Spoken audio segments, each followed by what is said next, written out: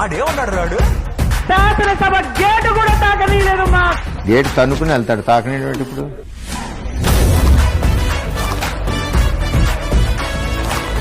గుర్తుపెట్టుకో, ఈ రోజు నుంచి నీ పతనం మొదలైంది.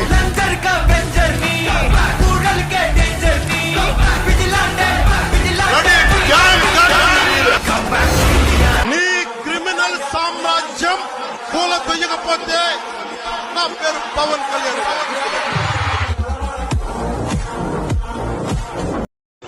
జనసేన పార్టీ లేకుండా ఆంధ్రప్రదేశ్ రాజకీయాలు ఉండవు, తెలుగు రాష్ట్రాల రాజకీయాలు ఉండవు.